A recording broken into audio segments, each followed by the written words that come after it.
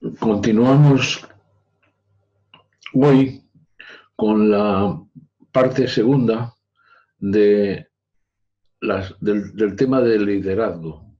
Ya les adelanté que esta es una cuestión vital, una cuestión muy importante a la que vamos a dedicar el anterior y probablemente uno o dos webinars más. Insisto, porque me parece una cuestión vital. En estas dos o tres primeras transparencias que les muestro hoy, yo las utilizo en sesiones presenciales con grupos, pero quizá he pensado que pueden ustedes utilizarlas para reflexionar sobre los asuntos que presento en ellas. Y yo les digo a la audiencia cuando estoy en un grupo que relajémonos porque estamos en un entorno seguro. El grupo siempre es un entorno seguro porque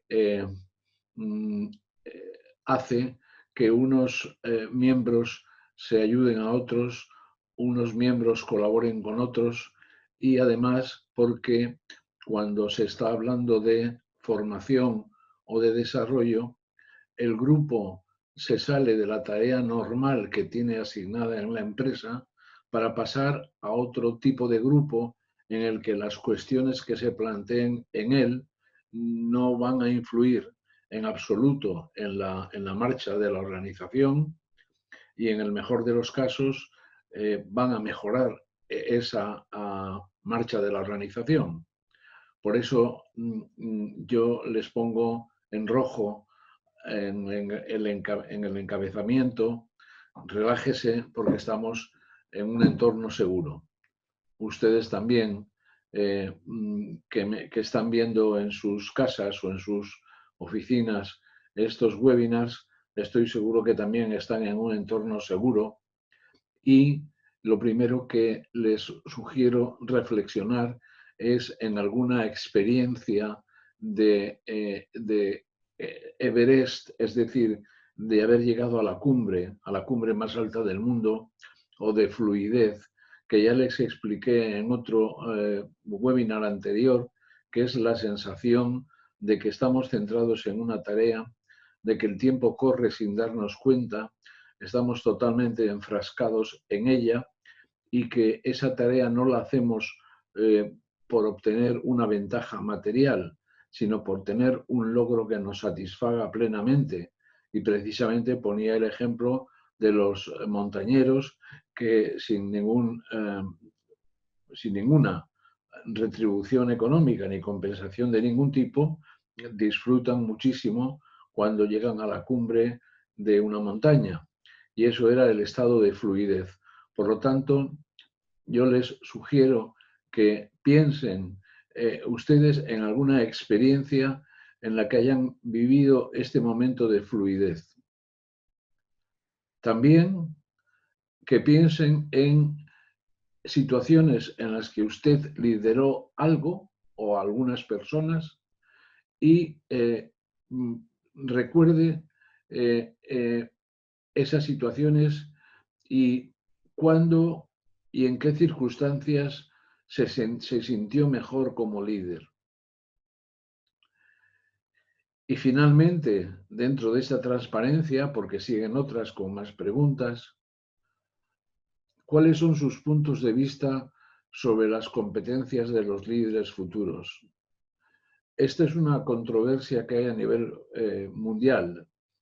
Tienen que ser más tecnológicos, tienen que ser más cercanos, tienen que ser más empáticos, tienen que conocer a fondo el funcionamiento y las reglas y las normas de la organización, tienen que otear el futuro y tratar de ver por dónde va el entorno y por tanto hacia dónde se tiene que dirigir la organización, tienen que ver con un mayor autoconocimiento personal, una introspección. Yo les decía en un webinar anterior, salirnos de nosotros mismos y observarnos desde fuera. Eh, y todo esto es lo que yo les sugiero cuando les pregunto sobre sus puntos de vista sobre las competencias. Y luego está la cuestión de cómo contratarlos y cómo retenerlos, que además es que quizás sea lo menos adecuado en este entorno de webinar, porque no estamos aquí para hablar de cómo contratarlos y de cómo retenerlos, pero a lo mejor si usted dirige una organización, también puede pensar en qué argumentos de contratación, qué argumentos va a utilizar para que se suban a bordo de su empresa los mejores. Y luego cómo retenerlos, qué tipo de incentivos, qué tipo de reconocimientos, qué tipo de actitudes. Todo esto, como les digo, es una reflexión que yo les invito a hacer en la soledad de su visión de este webinar, pero a lo mejor les sirve para conocerse ustedes un poco más y para también pensar en cómo son y cómo deben ser los líderes.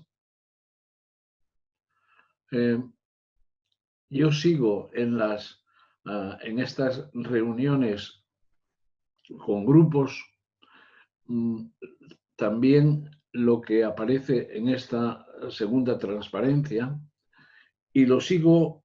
Yo comprendo que al principio de que un equipo se ha formado, a lo mejor algunas preguntas son demasiado, digamos, íntimas o comprometidas para responderlas, pero también mi experiencia me dice que cuando el equipo ya está formado, cuando el equipo está cohesionado, cuando las personas se conocen y confían entre ellas, no es difícil en absoluto hacer estas preguntas y que la gente responda. Cuando la gente responde a estas preguntas, nos están dando una lección a todos los que estamos en el grupo. De ahí la importancia de responder precisamente y lo que empezamos preguntando es que nos cuente algo de su historia profesional y personal.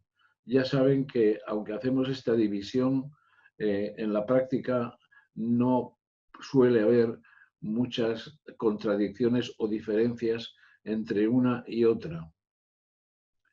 La siguiente pregunta es si nos puede contar acontecimientos o situaciones personales de la empresa o de ambos ámbitos que hayan afectado a su carrera profesional o a su desarrollo personal de forma significativa.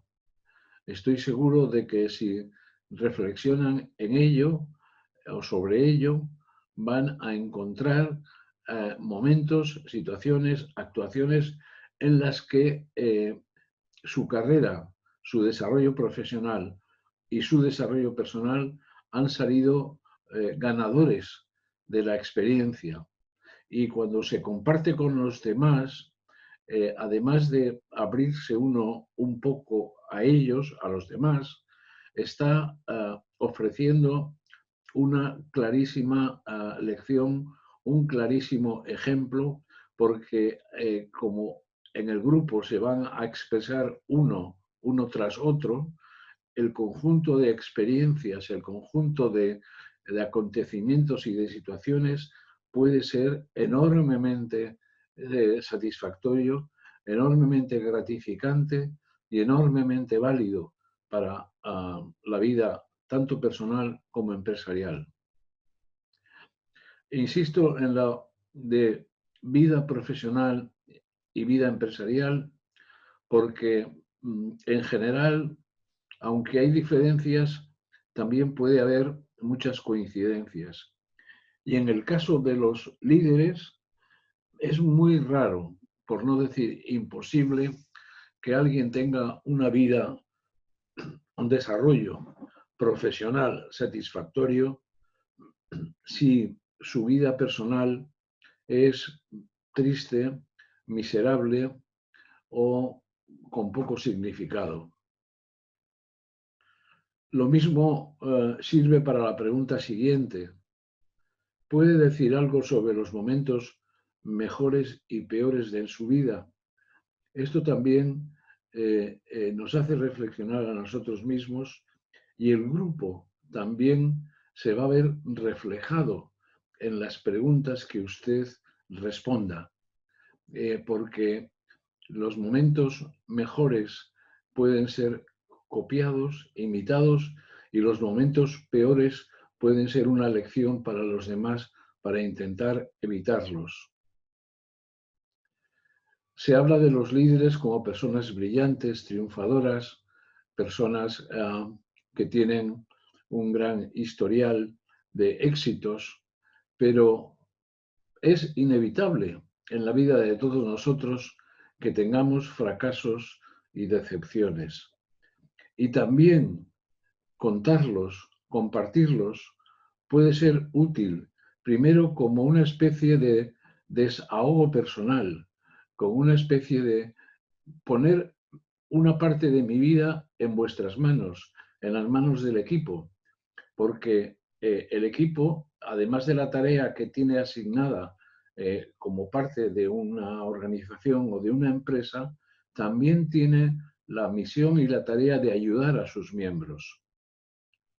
El qué tipo de personas admira también nos da una idea de por dónde discurren sus intereses, por dónde discurren sus ambiciones, el cuáles son sus logros más importantes, también sirven para reafirmar ante los demás que aunque usted tenga debilidades y a usted tenga deficiencias y haya tenido malas experiencias, también tiene logros individuales muy importantes que le van a fortalecer también ante los demás. La siguiente pregunta de qué le irrita, qué le hace feliz, qué le desespera o qué le entristece, también nos va a dar una imagen bastante global de cómo es usted, y aquello que le hace feliz puede ser contagiado a los demás y aquello que le desespera o le entristece puede ser ayudado por los demás.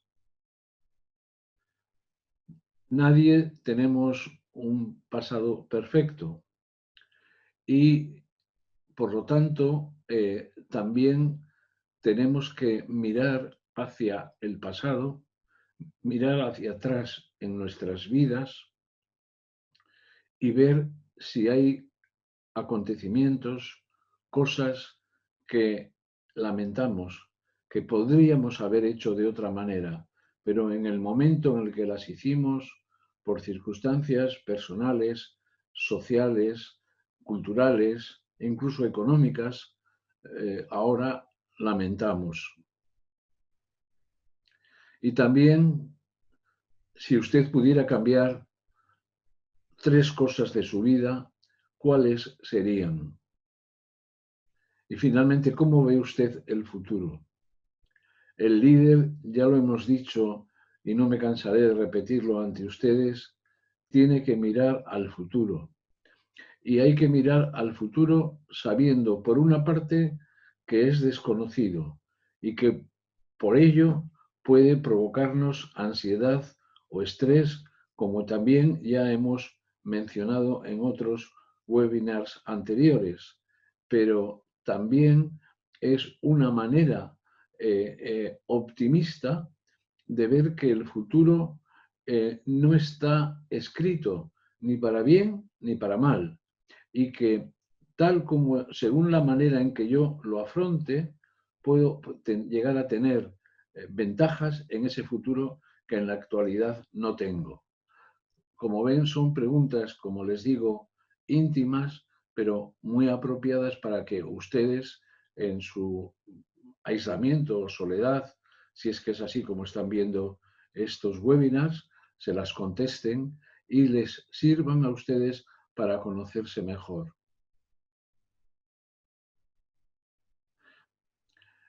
Hay líderes en negación. ¿Qué quiere decir negación? Negación quiere decir que niegan que el futuro sea impredecible. O hay líderes que niegan que la organización necesita cambios. O hay líderes que niegan que ellos mismos necesiten cambios. ¿Y por qué no pueden o no podemos afrontar esa parte y lo que hacemos es negarla? ¿Por qué no podemos afrontar los hechos y la realidad? Pues miren, porque tenemos un mecanismo de defensa. El mecanismo de defensa consiste en, de alguna manera, eh, eh, tapar, ocultar, no poner de manifiesto aquellas cosas que nos preocupan o que nos asustan o que nos producen ansiedad o estrés, pero recuerdan que hablábamos de los circuitos cerebrales, de los circuitos formados por neuronas y conexiones sinápticas. En la defensa consiste en que esos circuitos los tratamos de que estén como apartados, como alejados de nuestra vida diaria, pero hay momentos en los que un acontecimiento que se produce en la actualidad hace que esos circuitos vengan a nuestra memoria como si se estuvieran produciendo ahora mismo. Por lo tanto, por eso digo que el mecanismo de defensa tiene una vida muy corta, porque en cuanto vivamos hoy algo que de alguna manera, aunque sea de manera remota, aunque sea de una manera lejana, nos recuerde aquello que queremos evitar, va a venir al primer plano de nuestro cerebro y vamos a tener que abordarlo. Y al abordarlo, seguramente vamos a introducir variaciones. Seguramente vamos a entender que aquellas defensas ya no sirven para hoy, porque hoy no tenemos que defendernos de eso que nos atenaza. Y cuando esos circuitos, que como he dicho están en lugares recónditos, alejados de nuestro cerebro, vuelven a esos lugares, ya vuelven de otra manera. No vuelven como salieron, como llegaron, sino con la información del momento, que es generalmente contradictoria u opuesta a lo que teníamos, y el circuito ese ya no constituye un mecanismo de defensa. Bien es cierto que cuando hemos vencido o hemos podido con ciertos mecanismos de defensa, es casi seguro que aparezcan otros, que serán mucho más sofisticados, mucho más elaborados, mucho más de persona consciente. Y por lo tanto tendremos que estar siempre pendientes, siempre atentos a esos mecanismos de defensa que se observan muy bien cuando, como en un webinar anterior les comenté, uno intenta salirse de sí mismo y observarse desde fuera. Y entonces ve con claridad los mecanismos de defensa. Esos son los líderes en negación, los que tienen unas defensas que les están impidiendo la mayor eficacia como líderes. Por lo tanto, los líderes en negación o la negación es un estado de aprehensión racional al que no sigue la acción necesaria.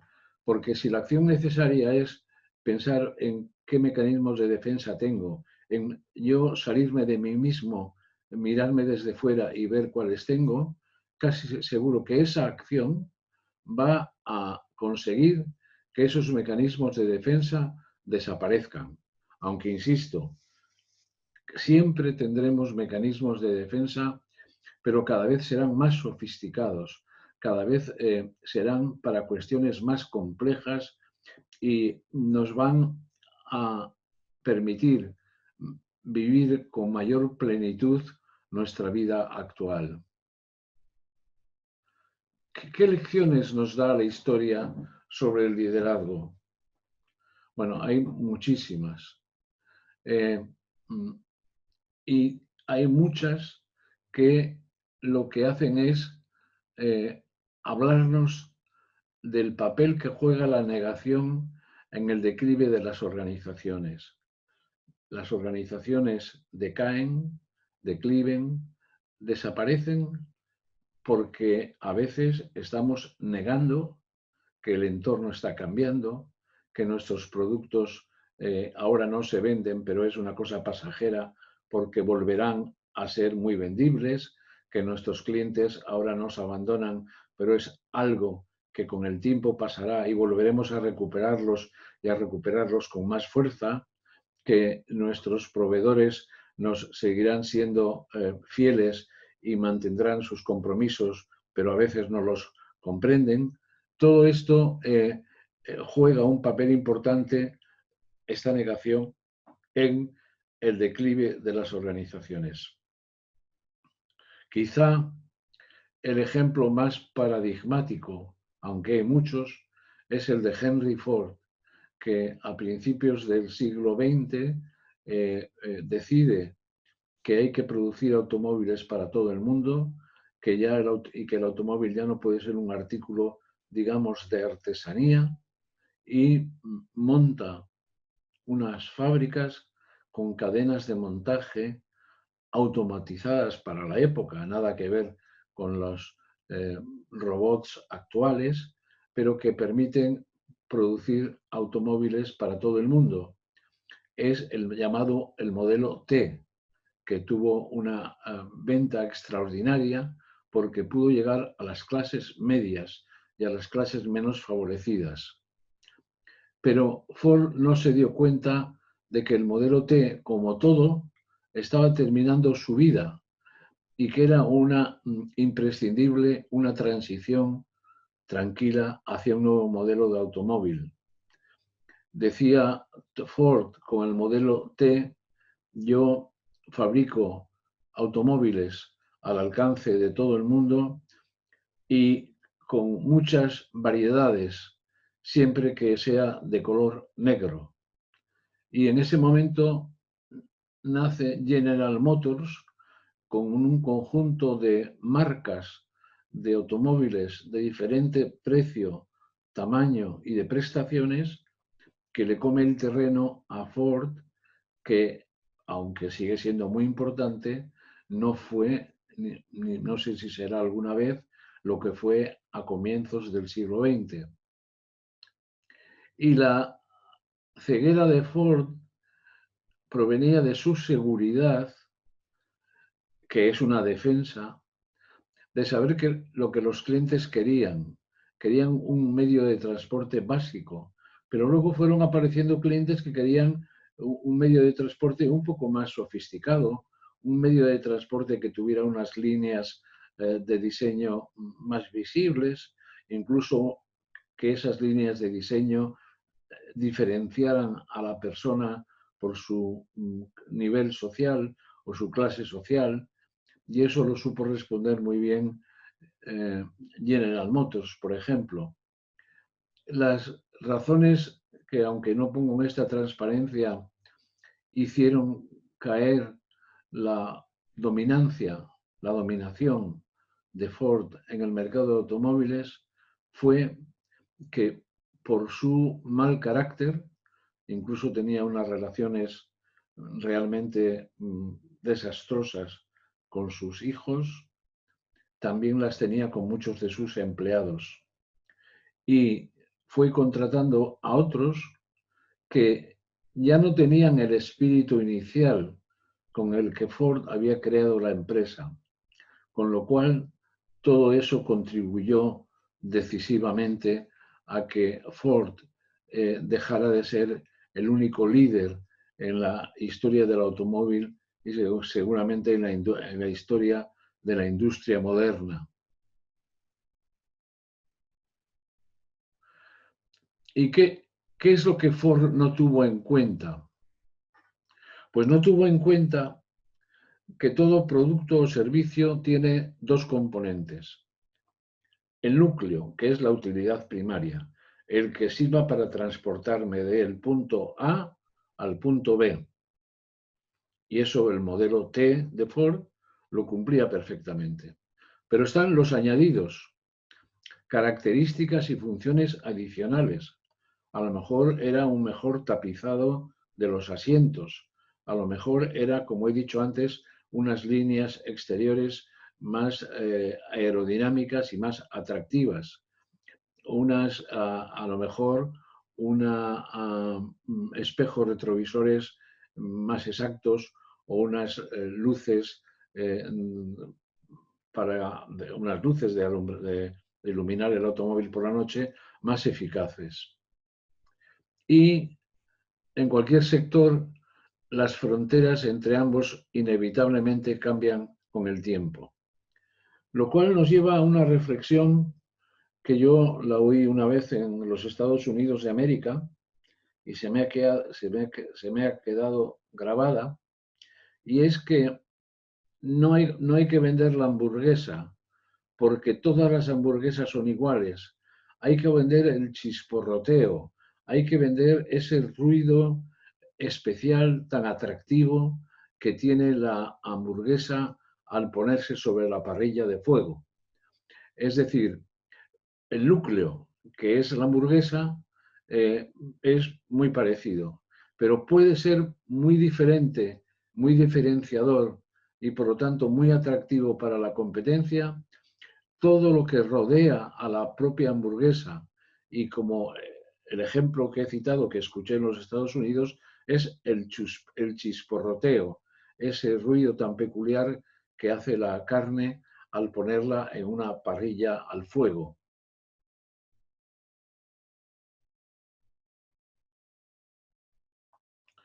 ¿Y por qué los equipos tienen disfunciones?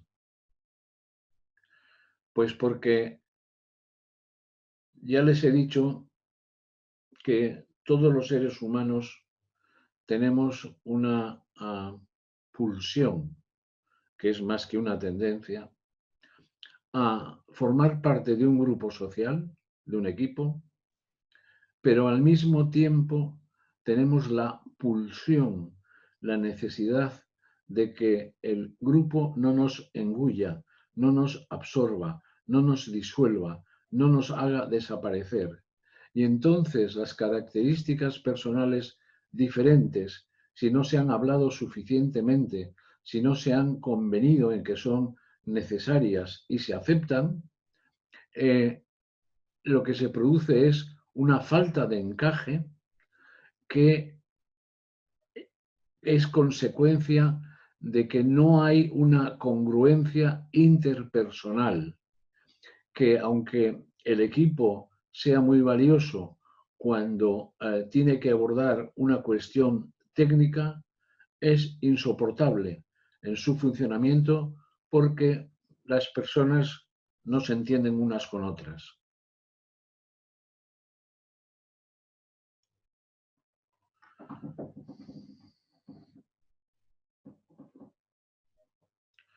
¿Qué son las habilidades interpersonales? Eh, en la economía del conocimiento, porque estamos en una economía en la que el conocimiento es un factor fundamental, mucho más que el conocimiento de una técnica mecánica, electrónica o química. En el momento de actuar y de trabajar, las personas dependen más del juicio y la experiencia propias y de los demás. fíjese, dependen más del juicio, que el juicio no es el conocimiento. Y la experiencia propia y de los demás es lo que nos va a hacer más útiles en el equipo. Y menos de las instrucciones de los directivos. Los directivos creen que controlan todo lo que ocurre en las empresas y eso es absolutamente falso, absolutamente equivocado y absolutamente contraproducente para el éxito de la organización. No hay directivo capaz de controlar todo lo que ocurre en todos los equipos, en todos los departamentos y por lo tanto hay que dar un margen de maniobra, un margen de autonomía, porque el juicio y la experiencia, tanto la nuestra como la de los demás miembros del grupo, va a ser lo más eficaz y lo más útil para el conjunto de la empresa. Y cuando el trabajo es interdependiente y todos los trabajos actuales lo son, y en continuo flujo, es decir, porque está en continuo movimiento, porque está en continuo movimiento tanto los productos y servicios como los clientes, los proveedores, todas las personas afectadas por la empresa, lo que hemos llamado stakeholders. El miedo interpersonal es contraproductivo. El miedo interpersonal es contraproductivo, por ejemplo, porque con ese miedo interpersonal ninguno de ustedes, creo, y yo estoy seguro que no contestaría en público a las preguntas de las dos primeras transparencias de este webinar. Por lo tanto, tenemos que evitar el miedo interpersonal y la medicina para evitarlo es el desarrollo de la confianza mutua.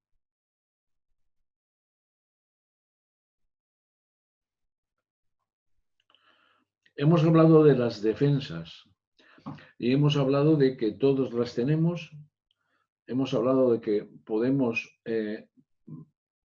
con esa introspección, evitar deshacernos de algunas, pero también es inevitable que creemos otras que sean más sofisticadas, más elevadas, más complejas. Y a veces los equipos, en vez de constituirse para abordar una tarea útil para toda la organización, se forman los equipos para, como una respuesta ritual o una rutina a situaciones que provocan ansiedad en lugar de una respuesta racional a un problema concreto.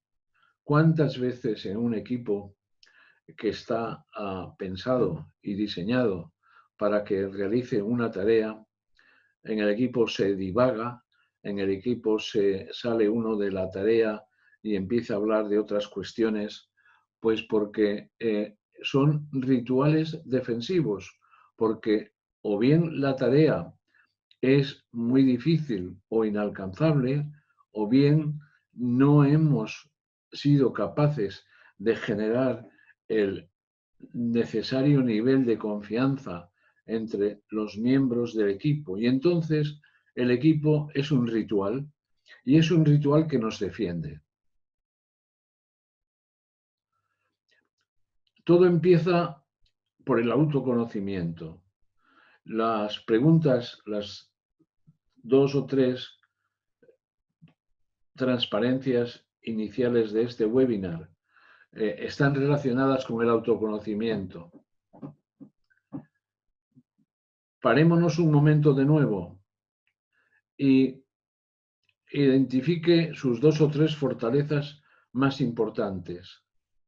Seguro que si piensa en ellas, las va a descubrir. Y las va a descubrir a veces sin haberlas tenido en cuenta.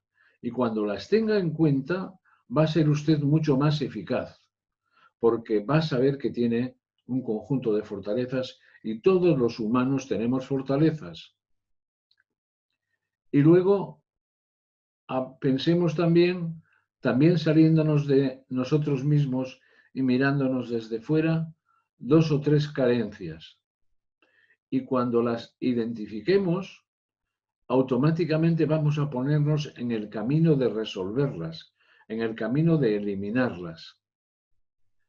Y estoy seguro de que las fortalezas van a servir para eliminar las carencias.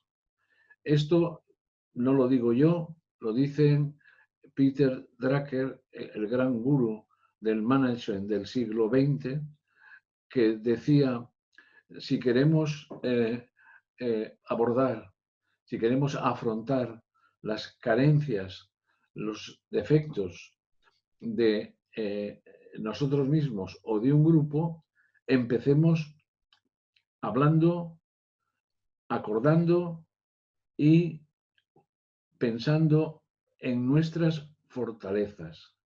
Y desde las fortalezas vamos a poder acabar o al menos reducir las carencias. Por eso, en todo este webinar hay una parte muy importante de pensamiento. Lo más importante no es lo que yo les diga en este webinar, en los pasados o en los venideros, es la capacidad de pensamiento que usted mismo pueda generar. Y cuando la haya generado, lo más normal es que actúe.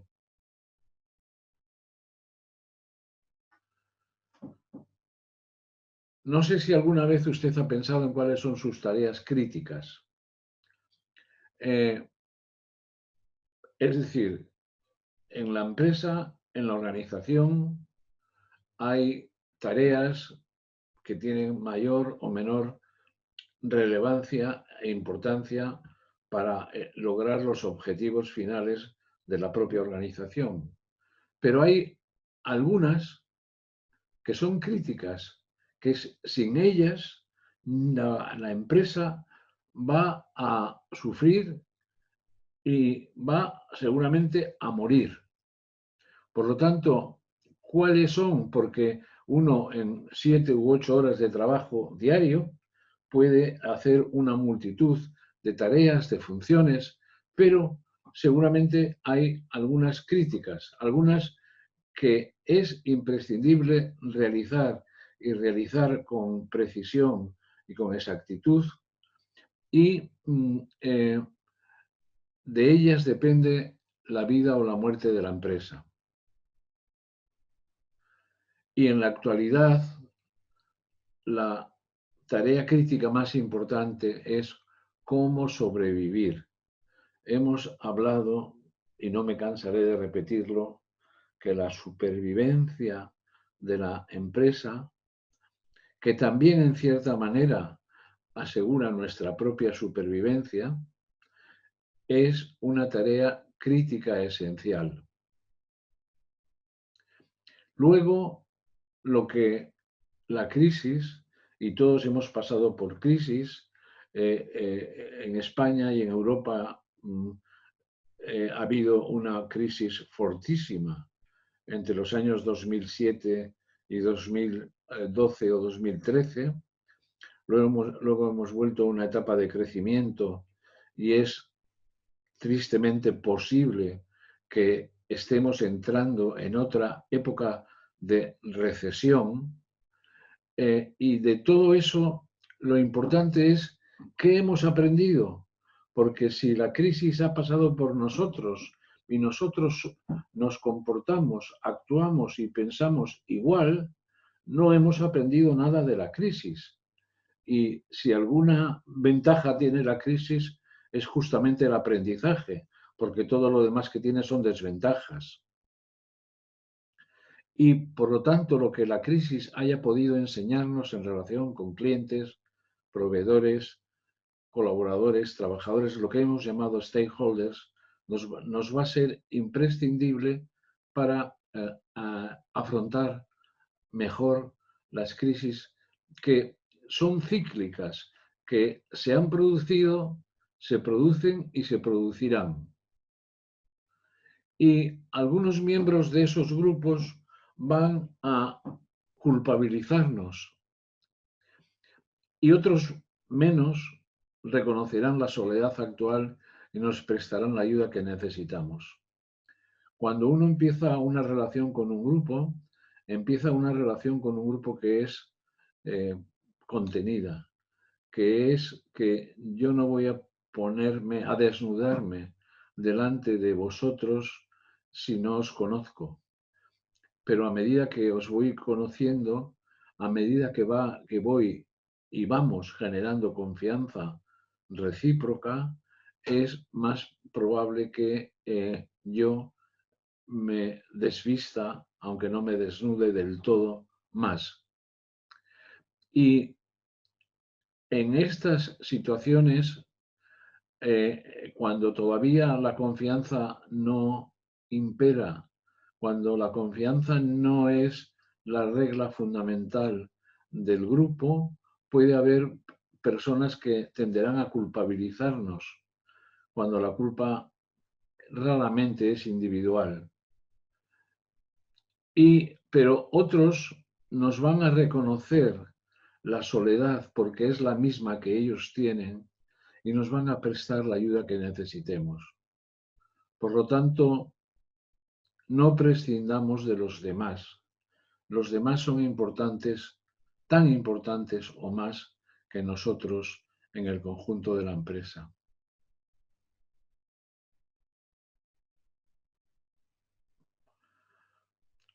Pero esto también pasará.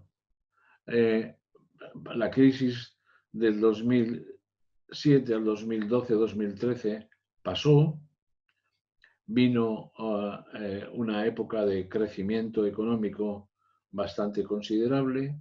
Ahora, en febrero del 2020, hay indicadores claros de que podemos estar entrando en otra crisis y también pasará. Y tendremos que seguir pensando en las tareas críticas. ¿Cuáles son las tareas críticas en la crisis? ¿Y cuáles son las tareas críticas en la prosperidad? Porque no son las mismas, pero las tareas críticas en la crisis, si las abordamos, nos va a dar un conjunto de fortalezas para poder abordar, para poder afrontar las crisis que inevitablemente vendrán. Y en toda empresa o negocio hay dos o tres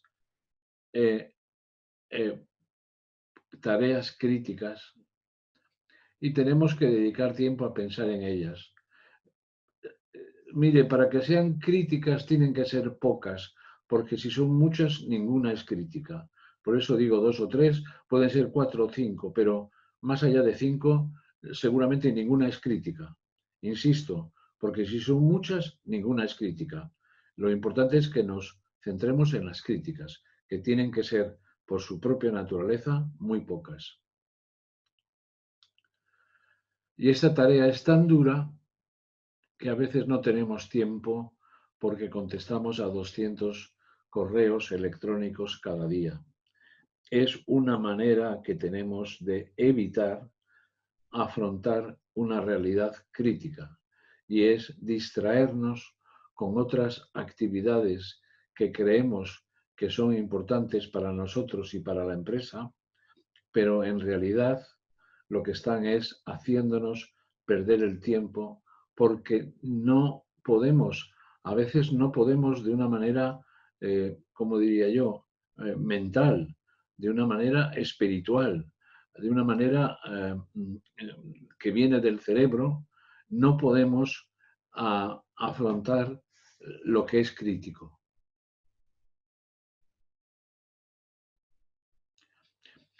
Ya hemos hablado de la ansiedad del líder y el tiempo. La ansiedad del líder, porque como ya hemos dicho en otros webinars anteriores, tiene que estar con un pie dentro de la organización y con otro pie fuera de ella, y en el pie que tiene fuera o desde el pie que tiene fuera está observando los cambios que se producen en el entorno, está observando los cambios que se producen en la demanda de nuestros productos, en la fidelidad de los clientes, en la poca fidelidad de los proveedores y eso necesariamente produce ansiedad, porque los diferentes niveles de mando y autoridad en las organizaciones están relacionadas con la capacidad de proyectarse y aprehender, no aprender, aprehender, es decir, captar el futuro. Yo tengo una anécdota personal. Yo conocí en el Reino Unido a un gran consultor que ya era ya muy mayor, murió a los 90 y tantos años, se llamaba Elliot Jaques. Y este señor, en los años inmediatamente siguientes a la Segunda Guerra Mundial, quiso estudiar cuáles eran las características fundamentales, podríamos llamar las características críticas que diferenciaban a los diferentes niveles jerárquicos en las empresas u organizaciones. Entonces este hombre, Elliot Jaques, pidió permiso a una empresa de minería del país de Gales y allí se fue el hombre a estudiar esa idea que tenía en la cabeza. ¿Qué es lo que en el fondo diferencia, más allá del estatus, más allá del salario, más allá de la autoridad reconocida, los diferentes niveles jerárquicos en una organización? El hombre pasaba allí los meses, tomaba notas, observaba, hablaba con la gente, pero no llegaba a ninguna conclusión. Y un día, después de acabar la jornada laboral, fue al bar y ahí se encontró con un capataz de la mina y le dice: señor Jaques, ¿qué es lo que usted está estudiando aquí? Porque le vemos hablar con unos y con otros, le vemos tomar notas. ¿Qué está estudiando? Y entonces él le explicó: pues mire, estoy estudiando cuáles son las características fundamentales que diferencian los diferentes niveles jerárquicos de una organización. En este caso, de esta mina, desde el picador que está en el fondo del pozo picando carbón, hasta capataces, hasta jefes de turno, hasta mandos intermedios y hasta el presidente de la compañía minera. Y dijo Jaques: y la verdad es que no estoy encontrando la respuesta. Y entonces este hombre, el capataz, tomando una cerveza con el señor Jaques, le dijo: oiga, ¿no será el tiempo? Entonces, bueno, se fueron, se despidieron. Jaques volvió a su hotel y en su habitación estuvo pensando y al pensar en lo que le había dicho el capataz, seguramente uniéndolo ya con otras ideas y otras características que él había captado en sus estudios, llegó a la conclusión de que lo que realmente diferenciaba a los diferentes niveles productivos en una empresa era su capacidad para ver el futuro, para otear el futuro, para aprehenderlo, captarlo. Y que cuanto mayor, por ejemplo, el picador que está en el fondo de la mina, pues le preocupa la jornada de trabajo de hoy y quizá la de mañana. Al capataz intermedio puede preocuparle cómo cambiar los turnos, cómo introducir mejoras técnicas que aumenten la productividad. Y a medida que vamos subiendo en la jerarquía de la organización, el presidente de la compañía tendría que estar pensando en el futuro de su empresa, que incluye, por ejemplo, cuál es el futuro del carbón, futuro que, por cierto, en la actualidad es un futuro bastante problemático, pero estoy hablando de los años 40 del siglo pasado. Y, por lo tanto, cuanto mayor es el horizonte temporal, mayor es la ansiedad. ¿Por qué? Porque cuanto más allá soy capaz de mirar, más oscuro, más difuminado, más invisible se me hace el futuro. Al directivo, al primer ejecutivo de esta mina, en los años 40, si pensaba en el carbón en los años 50, seguramente pensaba que tenía tan buen futuro como el actual. Pero luego se desarrollan todos los vehículos que funcionan con gasolina y con gasóleo. Y luego se desarrolló el gas natural. Y en la actualidad, el carbón se sabe que es uno de los grandes contaminantes a nivel mundial y se está intentando dejar de utilizar en casi todos los países del mundo. Pero eso produce ansiedad, porque lleva consigo la responsabilidad de tener en cuenta ese horizonte. Y entonces, ¿cómo se puede contener y trabajar con la ansiedad? Pues se puede contener y trabajar con la ansiedad o con las reflexiones que les presentaba al principio de este webinar, o también con recibiendo ayuda de un coach para hacer un trabajo de coaching como los que yo hago habitualmente con directivos, en los que esta cuestión siempre sale.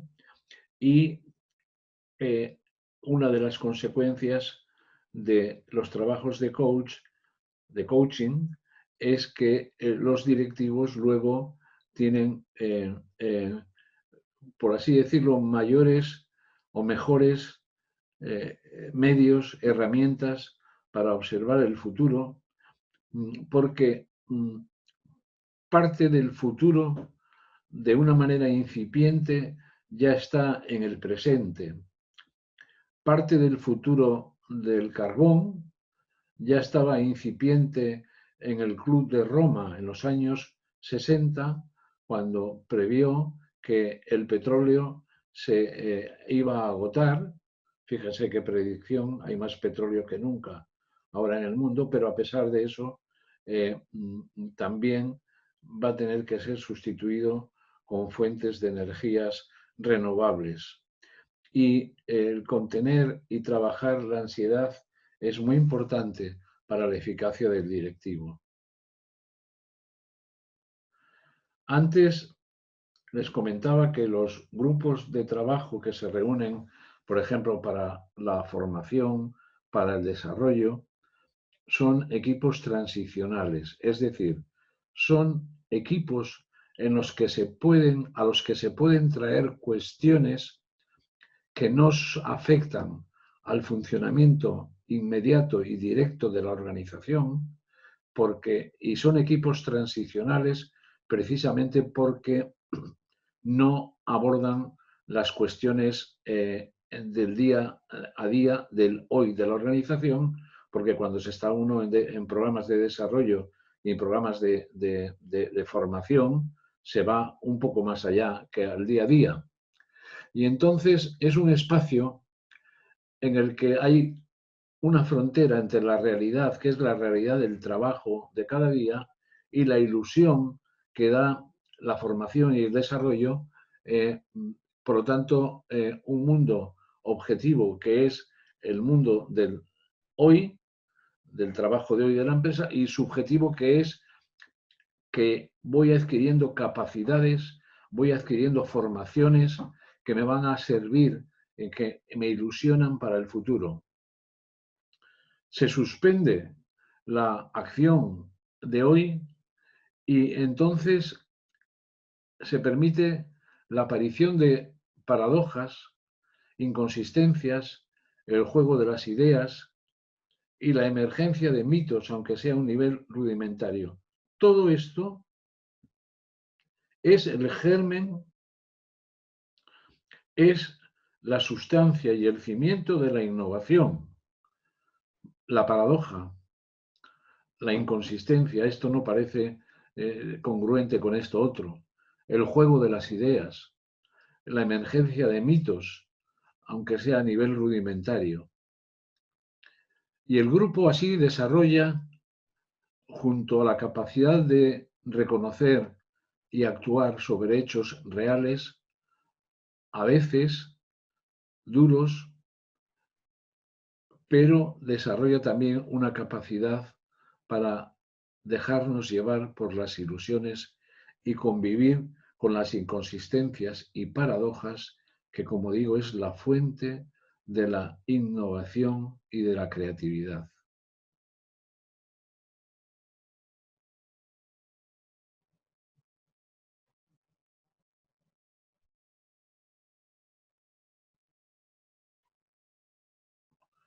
He pasado 3 transparencias anteriores que no tenían relevancia y están en inglés, y volvemos a la eficacia del equipo. Y hay atributos asociados con el comportamiento del equipo que impactan en su éxito o fracaso. E impactan en su éxito o fracaso porque las relaciones personales, el dejar que es cuando unos hablan, otros escuchen, recuerdan el concepto de escucha activa, que escuchen activamente, eh, mm, y todos estos atributos, el querer el bien común del equipo más allá de mis exigencias seguramente personales y seguramente un poco egoístas, todo esto va a contribuir. Porque la eficacia del equipo es, y ya lo he dicho anteriormente también, y perdonen que a veces sea insistente, pero es necesario, es una medida combinada, es decir, es la conjunción del desempeño del equipo, del desempeño interpersonal, de las relaciones que se crean entre las personas y de su viabilidad para acometer la tarea que tienen por delante. ¿Qué factores intangibles influyen en el rendimiento? Pues en primer lugar, la experimentación inteligente. ¿Toda experimentación es inteligente? No, no. La experimentación es inteligente cuando se aborda un experimento, se analiza en profundidad y a continuación se habla, se debate sobre los éxitos y los fracasos del experimento. El ingenio. El ingenio se puede desarrollar. El ingenio no venimos con él desde la cuna. Todos tenemos capacidad de ingenio. Lo que tenemos que tener es una mentalidad de crecimiento, recuerdan el término, frente a una mentalidad fija. Las habilidades interpersonales son esenciales para el desarrollo de cualquier equipo. Si una persona interrumpe a otra, si una persona cuando otra está hablando está escribiendo algo en un papel que puede que sea hasta una carta de amor a su esposa o a su novia, cuando una persona o un grupo de personas se ponen a hablar entre ellas y por lo tanto dividen el grupo entre las que están atentas y las que no están atentas, todas esas son ausencias, carencias de habilidades interpersonales que están dificultando el procedimiento del grupo. Y luego está la resiliencia. No sé si hemos tratado ya esta palabra, resiliencia. Seguramente muchos de ustedes ya la conocen, pero no me cuesta nada por un momento decir que la resiliencia es la capacidad que tenemos los humanos de regresar a nuestra posición racional, a nuestra posición normal, a nuestra posición eficaz, después de haber sufrido una adversidad. El concepto de la resiliencia procede de la mecánica y es la capacidad que tienen algunos metales de que cuando se les dobla son capaces de volver a la posición inicial que tenían. Bueno, pues traslademos esto a nosotros, a los seres humanos, y es lo que acabo de decirle. Todos vamos a vivir adversidades y todos necesitamos resiliencia, es decir, a vivir esa adversidad, entenderla, aprender las lecciones de ella, las que sean necesarias, y luego volver a nuestra capacidad anterior.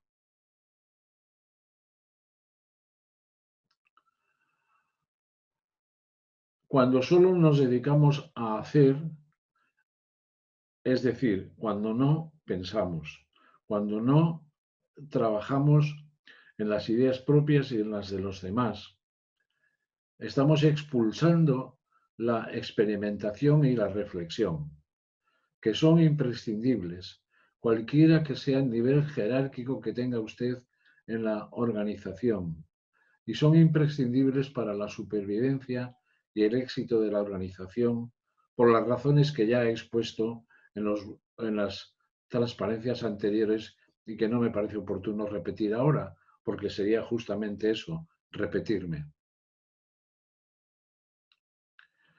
El liderazgo es peligroso. Isaac Rabin fue un primer ministro de Israel que estuvo a punto de alcanzar la paz con Palestina, con la autoridad palestina. Y fue asesinado. ¿Y saben ustedes por quién fue asesinado? No fue asesinado por los palestinos. Fue asesinado por los intransigentes, por los extremistas, por los ortodoxos judíos de su propio país. De tal manera que Isaac Rabin fue asesinado durante un acto público al aire libre y los asesores le decían, presidente, por favor, no se exponga usted a un atentado. Y él decía, yo soy muy valiente. Y efectivamente fue tan valiente que fue asesinado. Pero valió la pena, seguramente para la paz entre esas dos zonas del mundo que están en guerra permanente, no sirvió para nada, fue contraproducente. Por lo tanto, el liderazgo es peligroso, pero tenemos que protegernos. Porque el asesinato es un ejemplo extremo de lo que las personas son capaces de hacer para silenciar las voces de las realidades frustradoras. Isaac Rabin tenía la voz de la realidad frustradora de que había que llegar a algún tipo de entendimiento con sus vecinos, con los que no hace más que intercambiarse atentados terroristas, bombardeos, asesinatos, destrucción, muertos. Y Isaac Rabin, como digo, quería llegar a una paz duradera. El liderazgo no es dar buenas noticias. Si fuera así, sería muy fácil. Porque las personas no nos resistimos al cambio por el cambio.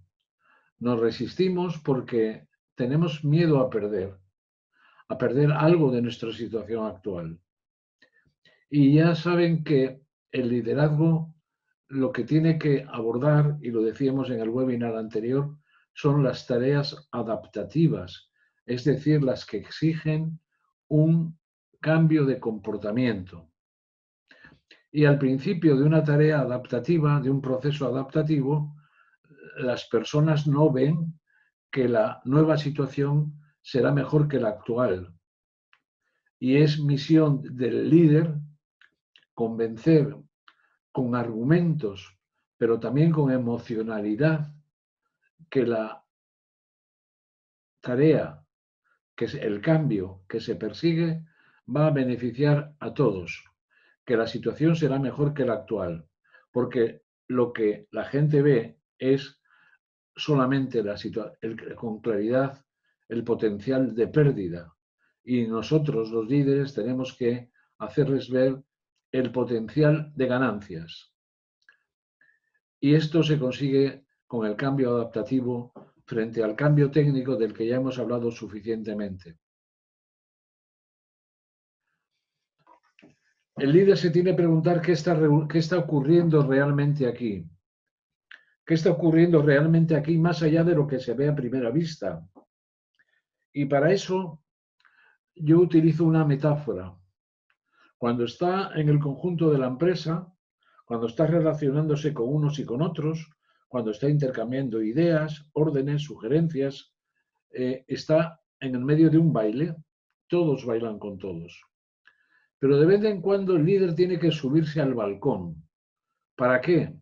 Para observar el conjunto del baile, para no ver solamente una parte de los que están bailando y no ver a otra, para ver el conjunto del baile. Significa salirse mentalmente del baile, aunque sea por un momento, y se distancia del fragor, de la batalla, y ve el conjunto. Y cuando ve el conjunto, ve comportamientos, actitudes, acontecimientos que seguramente no ha visto cuando está metido dentro del baile, como un bailador más.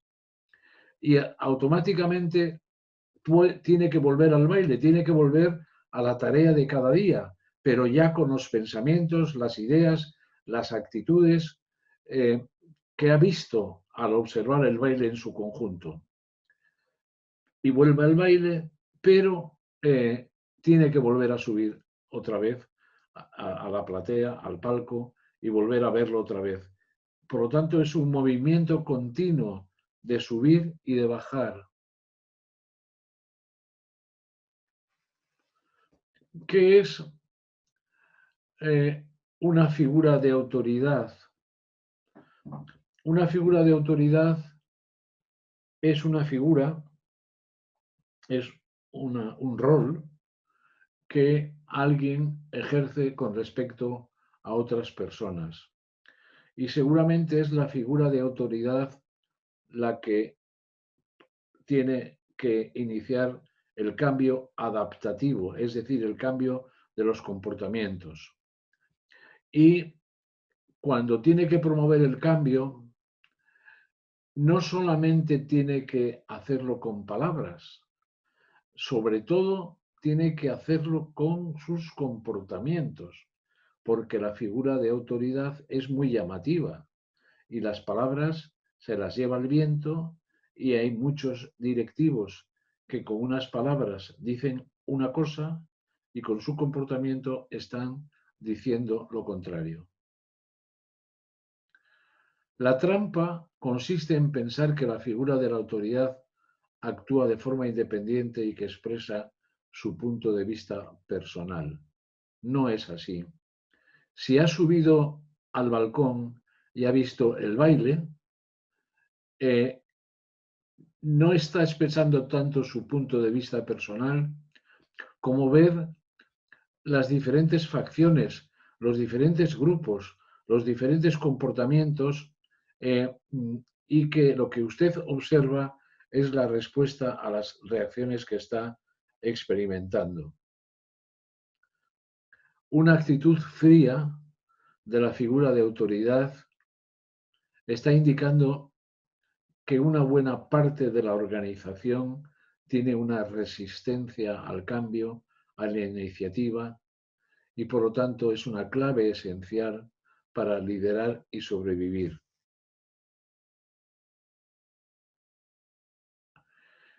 Para eso, el líder tiene, y este concepto lo he citado en algún webinar anterior, que ser capaz de controlar la temperatura. Naturalmente, no me estoy refiriendo a la temperatura de la atmósfera o del recinto, sino la temperatura personal e interpersonal.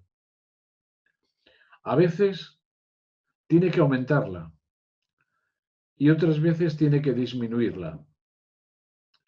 ¿Cuándo tiene que aumentarla? Cuando ve distanciamiento, cuando ve un rechazo al cambio, cuando ve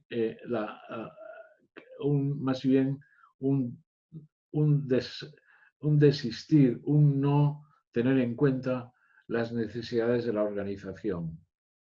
Y entonces él tiene la obligación de centrar a la gente en las cuestiones difíciles.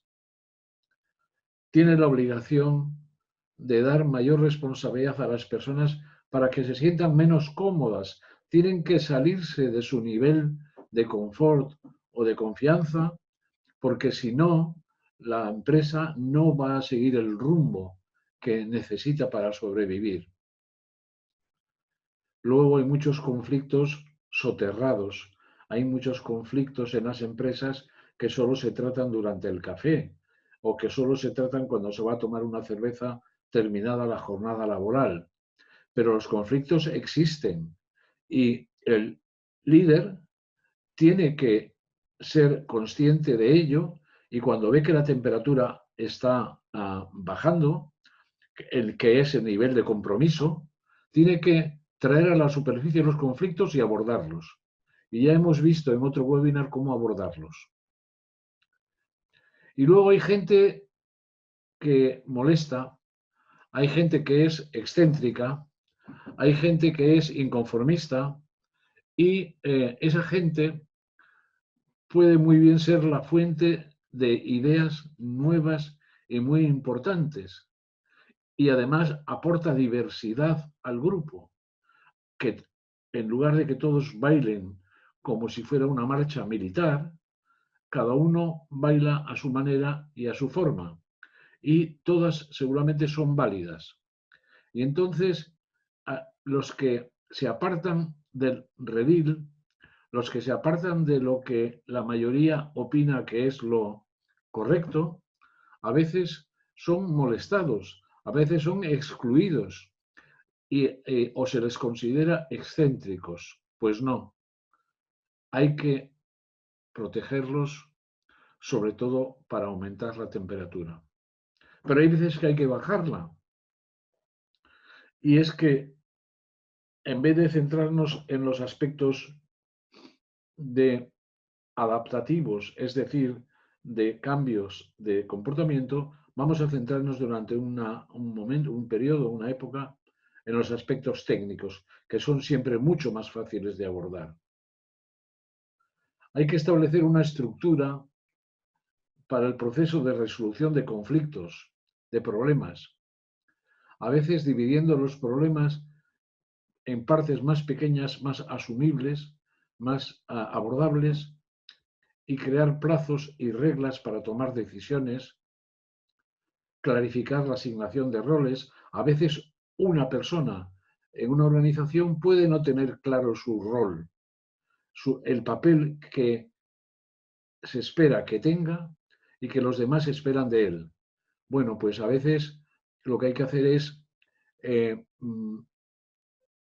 clarificar el rol, porque al clarificarlo seguramente estamos bajando la temperatura, porque lo que hace subirla es el caos de la falta de roles.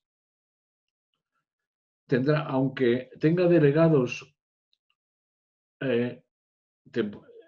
los asuntos difíciles y los asuntos duros, a lo mejor de manera temporal, para bajar la temperatura, tiene que el líder recuperar esas tareas, esa responsabilidad, para liberar a otros de ellas. Tiene que emplear mecanismos para que la gente evite trabajar. A veces la gente está presente, pero no está trabajando. Y si no está trabajando, seguramente hay un clima de tensión, hay un clima de ansiedad, hay un clima de estrés. Recuerdan que cuando hablábamos del estrés, yo les decía que en situaciones de estrés el cerebro paraliza toda nuestra actividad para centrarse en cómo defendernos, bueno, pues esto puede estar ocurriendo en la empresa y estos mecanismos impiden trabajar. Por lo tanto, bajar la temperatura también es a veces, o también es muchas veces, establecer reglas claras, establecer responsabilidades claras y lo que he dicho antes de que el jefe, el líder, al menos de momento asuma parte de las responsabilidades que tiene delegadas en otras personas, personas que están evitando trabajar porque no saben cómo abordar la tarea. Y luego, eh, que el proceso de cuestionamiento de las normas y las expectativas, es decir, el preguntarnos por qué esta norma, el buscar explicaciones, hay que hacerle más lento para que sea más asumible y más asequible, para que no llegue como a borbotones y seamos incapaces de superarlo. Por hoy dejamos ya esta parte del liderazgo, pero tengan en cuenta que continuamos sobre el liderazgo en seminarios, webinars posteriores.